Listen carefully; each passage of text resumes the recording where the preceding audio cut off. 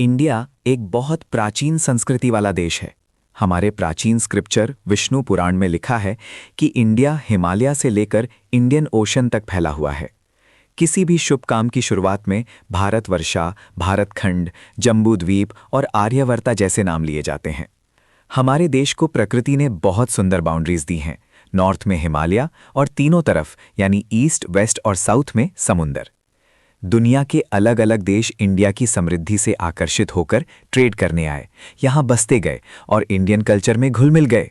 आपसी एक्सचेंज की वजह से हमारे कल्चर में काफ़ी बदलाव आए और इसी तरह हमारी विरासत एक जनरेशन से दूसरी जनरेशन तक चलती रही और कंटिन्यूअसली प्रोग्रेस करती रही। हम स्टैंडर्ड 9th में ऑलरेडी इंडिया की प्रेजेंट लोकेशन और एरिया के बारे में पढ़ चुके हैं। प्राचीन काल में इंडिया बहुत ज़्यादा वास्ट था। आज के टाइम में एरिया के हिसाब से इंडिया दुनिया में 7th रैंक पर है और पॉपुलेशन के हिसाब से 2nd रैंक पर है। हमारी इस धरती ने हमें और पूरी दुनिया को एक बहुत ही अमीर और विभिन्न विरासत दी है। इंडियन कल्चर ट्रेड ओरिएंटेड और शांतिप्रिय रहा है। इंडियन कल्चर से सत, चित और आनंद की अनुभूति होती है। इसके साथ साथ इंडियन कल्चर उन तमाम देश विदेशों के कल्चर्स के आपसी आदान प्रदान से भी समृद्ध हुआ, जो इंडिया आए और यहाँ बसते गए। उन्होंने अहिंसा और शांति के मूल्यों को अपनाया, जो पूरी दुनिया ने एक्सेप्ट किया और सराहा। सिंधु घाटी सभ्यता से लेकर आज तक लोगों ने अपनी बुद्धिमत्ता, योग्यता, प्रतिभा और कौशल से हमारे देश को समृद्ध बनाया है। अनगिनत स्कॉलर्स, थिंकर्स, आर्टिस्ट्स, कलाकारों, ऋषियों, सेंट्स, साइंटिस्ट्स और हिस्टोरियंस ने हमारी संस्कृति की उन्नति में योगदान दिया है। संस्कृति वो सब कुछ है जो किसी भी समाज की आदतें, मूल्य, रीति रिवाज, परंपरा और जीने की ढंग का समूच रूप है। कल्चर यानी संस्कृति का मतलब होता है जीने का एक तरीका। ये समाज की पब्लिक लाइफ में होने वाले बदलावों, अलग अलग सामाजिक नियमों और कानूनों से बना होता है। ये कहा जा सकता है कि संस्कृति आदत, मूल्यों, रीति रिवाजों, परंपराओं और आदर्शों का वो समूची रूप है जो इंसान को उच्चतम स्तर की तरफ ले जाता है। हेरिटेज यानी धरोहर का मतलब है हमारे पूर्वजों की तरफ से हमें मिली हुई कीमत अनुसंपादा या valuable gift.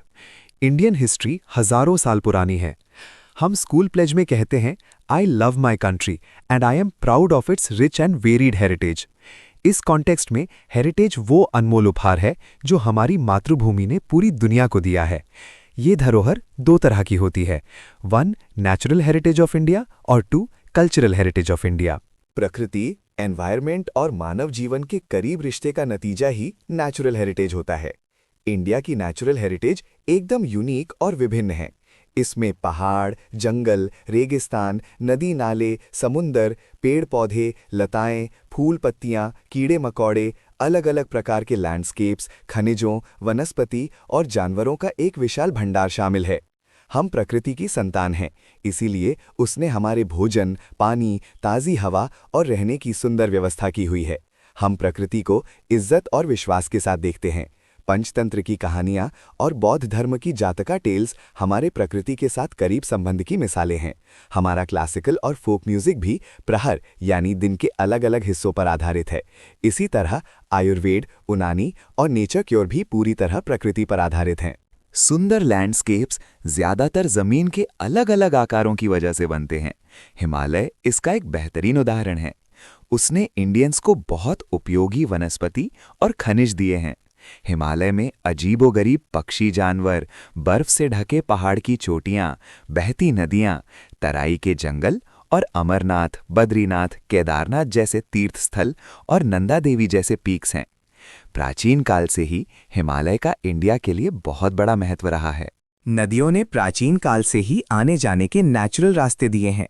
Indian culture Sindhu और रवि के किनारे ही फला फूला। गंगा, यमुना, सरस्वती, सिंधु, नर्मदा, गोदावरी और कृष्णा जैसी नदियों ने इंडिया के लोगों को गहरा प्रभावित किया है। नदियां पीने का पानी, घर के उपयोग का पानी, सिंचाई, बिजली और जलमार्ग का स्रोत हैं।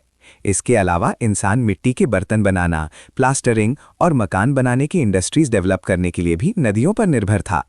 नदी के किनारे सवेरे और शाम के नज़ारे बहुत ही मनोहर होते हैं, जो कलाकारों के लिए प्रेरणा का स्रोत हैं और लोगों के जीवन को सौंदर्य बोध से समर्थ बनाते हैं। इंडिया के लोग प्राचीन काल से ही पर्यावरण प्रेमी रहे हैं। फूल, झाड़ियाँ और पौधे के प्रति उनका प्यार और लगाव इसकी सबूत है। मनुष्य, जानवर, पक्षी सभी खाने के लिए पेड़ों पर निर्भर हैं। बरगद, पीपल और तुलसी को इंडिया में पूजा जाता है। अनाज, दालें, तिलहन के पौधे, हरी भरी खेतियाँ, जड़ी बूटियों से भरपूर जंगल और औषधियाँ पौधों ने प्राचीन काल से ही हमारी जिंदगी को बहुत समृद्ध बनाया है। हरदे, आंवला, बहेड़ा, एलोवेरा, अरदूसी, नीम जैसी औषधियाँ और गुलाब, कमल, मोगरा, चंपा, जास्मिन जैसे फूलों ने मानव जीवन को बहुत सुंदर, सुगंधमय, स्वस्थ और समृद्ध बनाया है। इस तरह इंडिया की सामाजिक और धार्मिक जिंदगी वनस्पति से बहुत ज़्यादा प्रभावित है। इंडिया प्राचीन काल से ही प्रकृति प्रेमी देश रहा है। यहाँ जानवर से प्यार करने वाली संस्कृति है। शेर, हाथी, गैंडा, लोमड़ी, भालू, हिरण, सांप, मोंगूस जैसी अनेक प्रजातियां इंडिया में पाई जाती हैं। दुनिया में एशियाटिक लायंस सिर्फ गुजरात के गिर फॉरेस्ट में मिलते हैं। हमारी धार्मिक मान्यताओं ने कुछ जानवरों को देवता देवियों के वाहन का दर्जा दिया है, जैसे बाघ, मोर, मगरमच्छ और गरुड़। हमारी नेशनल करेंसी पर 4 शेरों, घोड़े, हाथी और बैल की तस्वीर है। जानवरों की सुरक्षा के लिए रिजर्व्स बनाए गए हैं और उनके जीवन की सुरक्षा के लिए कानून भी बनाए गए हैं। इंडिया ने दुनिया को एक बहुत ही विभिन्न और अमीर कल्चरल हेरिटेज दी है। कल्चरल हेरिटेज वो धरोहर है जो मनुष्य ने अपनी चालाकी, ज्ञान, कला और कौशल से रिसीव की या क्रिएट की। Aryans, Kshatrapa, Kushan, Huns, Persians, Turks, Arabs, Mughals, British, French जैसे तमाम जातियों और कबीलों के आने और इंडिया में सबके साथ आदान प्रदान से इंडियन कल्चर समृद्ध हुआ। इंडिया के लोगों ने प्री हिस्टोरिक पीरियड से ही दुनिया को बहुत कुछ दिया है।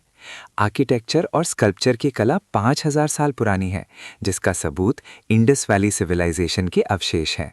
देवताओं, मनुष्यों, जानवरों की मूर्तियों, खिलौनियों, दाढ़ी वाले आदमी की मूर्त और एक नाचती हुई लड़की की मूर्त देखकर हमें अपने कल्चरल हेरिटेज पर गर्व होता है। मौर्यन काल में उल्टे कमल पर शेर या बैल की मूर्त, ध्यान मुद्रा में गौतम बुद्धा की प्रतिमा, जैन तीर्थंकर्स की कलखंड मूर्तियाँ, राष्ट्रकूटा डायनेस्टी की एलोरा की गुफाएं, ये सब देखकर हमें अपनी कल्चरल हेरिटेज पर गर्व और सम्मान का भाव आता है। हमारी कल्चरल हेरिटेज में महल, इमारतें, मूर्तियाँ, स्तूपास, विहारास, चैत्यास, मंदिर, मस्जिद, मकबरे, किले और दरवाजे शामिल हैं। हमारे स्वतंत्रता संग्राम के ऐतिहासिक स्थल जैसे साबरमती आश्रम, डांडी, बारडोली, वर्धा, शांति निकेतन, दिल्ली भी हमारी कल्चरल हेरिटेज का हिस्सा हैं। इसके साथ साथ भाषा, लिपि, जीरो की खोज, गणित, कैलेंडर, एस्ट्रोनॉमी, लोहा, साहित्य, धर्म, युद्धशास्त्र, रथा, राजनीति शास्त्र, प्राणी विज्ञान, वनस्पति विज्ञान, वास्तुशास्त्र, लोकतंत्र, न्यायपालिका, विधानसभा, पर्यावरण सुरक्षा वगैरह इंडिया की महत्वपूर्ण देन है। गुजरात में बहुत सारी कल्चरल, लेजेंडरी और आर्कियोलॉजिकल महत्व वाली जगहें हैं, जैसे लोथल, ढोलका तालुका, रंगपुर, सुरेंद्रनगर, ढोलावीरा, कच्छ, रोजादी, राजकोट वगैरह।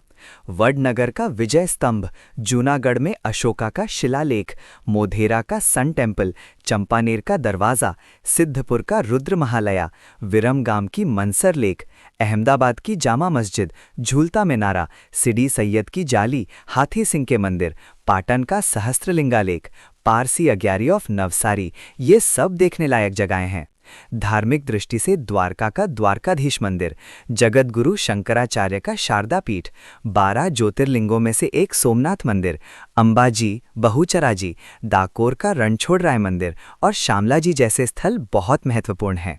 गुजरात में Polo Forest, kite festival, Kankaria carnival, Tanariri festival, Modhera dance festival और कच्छ का रणोत्सवा जैसे टूरिज्म ओरिएंटेड इवेंट्स भी बहुत फेमस हैं। गुजरात की विभिन्न संस्कृति कई जगहों पर देखने को मिलती है। यहाँ धार्मिक और सामाजिक महत्व वाले बहुत सारे मेले आयोजित होते हैं, जैसे मोधेरा मेला, बहुचराजी मेला, श्यामलाजी ठाकुरजी मेला, अंबाजी का भादरवी पूनम मेला, भवनाथ मेला, गिरनार, तारनेतर मेला, भाड़ियात मेला, माधवपुर मेला, वौथा मेला, दंग दरबार मेला, गोल गधेड़ा मेला और कार्तिक पूर्णिमा मेला वगैरह बहुत प्रसिद्ध हैं। प्रिमिटिव इंसान का अविरन पूर्व अफ्रीका में हुआ था। इंडिया की समृद्धि से आकर्षित होकर कई विदेशी जातियां इंडिया आईं। इसीलिए इंडिया में तमाम जातियों के अवशेष मिलते हैं। द्रविडियंस को इंडिया का सबसे प्राचीन लोग माना जाता था। लेकिन भाषा विज्ञान और एंथ्रोपोलॉजी के आधुनिक शोध ने साबित किया है कि द्रविडियन से पहले भी 6 और जातियां इंडिया में आकर बसी थीं। कुछ इतिहासकारों का मानना है कि नीग्रो या नीग्रोज इंडिया के सबसे प्राचीन निवासी हैं। ये अफ्रीका से बलूचिस्तान होते हुए इंडिया आए। ये काले रंग के 4 से 5 फीट के और घुंघराले बालों वाले थे। इस जाति के लोग साउथ ईस्ट एशिया से आए थे। उनकी फिजिकल कैरेक्टरिस्टिक्स थी काला रंग, चौड़ा सर, चापटा नाक और छोटा कद। बाद में आने वाले आर्यों ने इन्हें निषाद कहा। कोल, मुंडा, खासी, असम की जनजातियां, निकोबार और म्यांमार की जनजातियों की रूट्स ऑस्ट्रेलॉइड से मिलती हैं। इंडियन कल्चर और सभ्यता के विकास में इनका बहुत बड़ा योगदान है। इन्होंने मिट्टी के बर्तन बनाने, कपड़ा पहनने और कई दूसरे कौशल सीखे थे। इनकी धार्मिक मान्यताएं भी बहुत गहरी थी। द्रविडियंस को मोहेंजोदारो की सिंधु घाटी सभ्यता का निर्माता और स्टोन एज संस्कृति की सीधी संतान माना जाता था। उत्तर से आकर जो जातियां अपनी भाषा और संस्कृति के साथ रहीं, वो बाद में द्रविडियन कहलाई। द्रविडियंस ने ही माता को गॉडेस और पिता को गॉड का दर्जा देने की सोच दी, जिससे पार्वती और शिवा को माता पिता मानने की परंपरा बनी। प्रकृति पूजा की परंपरा भी द्रविडियंस की देन है। धूप, दीप और आरती से पूजा करने की परंपरा उन्हीं की देन मानी जाती है। प्रकृति और जानवर की पूजा उनकी विशेषता है। द्रविडियंस के मूल देवियों को आर्यों ने एक्सेप्ट किया और समय के साथ अपनी संस्कृति के देवताओं के रूप में स्थापित किया। उत्तर के आर्यन कल्चर के गहरे प्रभाव में द्रविडियंस उस संस्कृति में समा गए। अंतर्जातीय विवाह भी हुए। द्रविडियंस की पारिवारिक व्यवस्था मातृसत्तात्मक थी, यानी महिलाओं के हाथ में थी। द्रविडियंस ने नाव और बेड़ा बनाना, बुनाई, कताई और रंगाई जैसी कलाओं में बहुत उन्नति की। आर्यों के दबाव में वो दक्षिण इंडिया में चले गए और वहां बस गए। इसलिए आज तमिल, तेलुगु, कन्नड़ा और मलयालम बोली जाने वाली भाषाएं द्रविडियन परिवार की हैं। मंगोलॉइड लोग नॉर्थ चाइना से तिब्बत होते हुए इंडिया आए और नॉर्थ असम, सिक्किम, भूटान, वेस्ट बंगाल में बसे। उनका रंग पीला, चेहरा चपटा, गाल भरी हुई, आंखें बादाम की तरह होती थीं। उन्हें किरत कहा जाता था। एल्पाइन, डिनारिक और आर्मेनॉइड सेंट्रल एशिया से आए। इनकी ओरिजिन्स गुजरात, सौराष्ट्र, महाराष्ट्र, बंगाल और ओडिशा में बड़ी मात्रा में मिलती हैं। नॉर्डिक आर्यंस ने इंडिया में आर्यन सिविलाइजेशन की नींव रखी। प्राचीन काल में हिंदूज को ही आर्यंस कहा जाता था और जहां वो ज्यादा थे उसे आर्याव्रता कहा जाता था। 7 नदियां बहने की वजह से उस क्षेत्र को सप्त सिंधु कहा गया। आर्यन की पहली आबादी उत्तर पश्चिम में थी। बाद में आर्याव्रता का विस्तार पूर्व में मिथिला, बिहार तक और दक्षिण में विंध्याचल तक हुआ। वो अपने समकालीन जातियों से ज्यादा विकसित थे। इस धरा का नाम आर्या भारत या भारत कुल के राजा के नाम पर भारत भूमि, भारत खंड और भारत वर्षा पड़ गया। आर्यन प्रकृति प्रेमी थे। वो पेड़, नदियों, पहाड़ों, सूर्य, हवा और बारिश से प्यार करते थे और उन्हें पूजते थे। उनकी प्रार्थना के लिए ऋचाज यानी वेदा मंत्रों की रचना की गई। धीरे धीरे वेदा पाठ, यज्ञ और दूसरी धार्मिक क्रियाएं प्राप्त होने लगीं। इंडियन हेरिटेज का हर एक पहलू इंडिया को आकर्षक, सुंदर और आकर्षक बनाता है। विरासत से राष्ट्र का गौरव बढ़ता है। इंडिया ने अपनी अमीर विरासत को सुरक्षित रखकर दुनिया में एक अग्रणी स्थान प्राप्त किया है। इसलिए हर एक इंडियन नागरिक का ये प्रथम और पवित्र कर्तव्य है कि प्राचीन स्मारकों को कोई नुकसान ना पहुंचे और ऐतिहासिक महत्व की जगहों को सुरक्षित रखा जाए। हमारे संविधान के आर्टिकल 51A में नागरिकों के मूल कर्तव्यों का उल्लेख है। उसमें 6, 7 और 9 में हमारी कल्चरल हेरिटेज की सुरक्षा से रिलेटेड कर्तव्यों का विवरण दिया गया है। 1. हमारी संजी संस्कृति की समृद्धि और महत्व को समझना और इसे सुरक्षित रखना। 2. जंगल, तालाब, नदियां, झील और जानवर पक्षियों को नेचुरल एनवायरनमेंट के साथ बनाए रखना और तमाम जीवित प्राणियों के प्रति दया भाव रखना। 3. सरकारी संपत्ति की सुरक्षा करना और हिंसा को त्यागना। इस तरह प्रकृति ने सुंदर लैंडस्केप्स बनाए हैं। हमें इन्हें अपना नैतिक कर्तव्य समझकर इनकी पवित्रता, शुद्धता और सुंदरता बनाए रखनी चाहिए। इंडियन हेरिटेज सदियों में इंडियन लोगों के सामाजिक, आर्थिक, राजनीतिक और सांस्कृतिक क्षेत्रों में हुए विकास का नतीजा है।